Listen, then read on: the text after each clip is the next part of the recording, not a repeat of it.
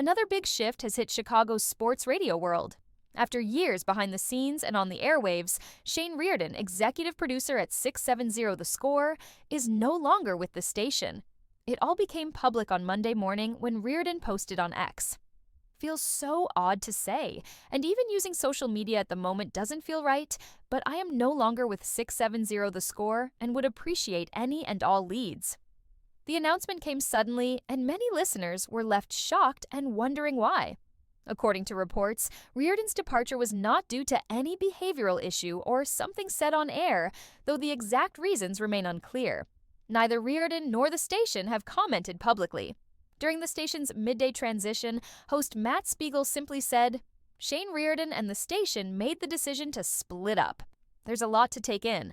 All we wanted to do was thank our listeners, our mob buddies, and so on. We're celebrating Layla and Marshall today. Tomorrow, I'll provide more commentary." In 2016, when 670 The Score was still owned by CBS Radio, Shane Riordan started working there. He advanced through the ranks swiftly. He was appointed executive producer of the Cubs radio network in 2017.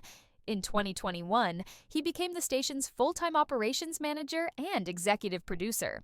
Riordan was not only a producer, but also a prominent voice, a champion for Chicago, and a prominent member of the station's thriving sports culture. His period was not without upheaval, though. He received a 4-day suspension in May 2023 for making offensive on-air comments while defending Chicago's image from accusations from a conservative commentator.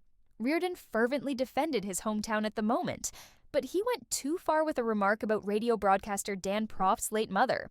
He resumed his duties and continued to play a significant role at the station in spite of the scandal, even getting into public arguments with people like White Sox broadcaster John Schriffen. His departure comes during a time of major change at 670 The Score. On the same day Riordan announced he was leaving, the station introduced Layla Rahimi and Marshall Harris as the new full-time hosts of the midday show, a move following Dan Bernstein's own dramatic exit after a social media clash. The Score, like much of Chicago sports radio, is clearly in the middle of a massive transition. No matter the circumstances, Shane Riordan made his mark. He was a passionate defender of Chicago, a creative voice behind the scenes, and a vital part of the Score's community for nearly a decade. As he looks toward the next chapter, there's no doubt that Riordan's voice and vision will find another platform. From Cubs broadcasts to afternoon debates to fierce defenses of the Windy City. Thank you, Shane, for the energy, the loyalty, and the fight. Wishing Shane Riordan the best on his next journey.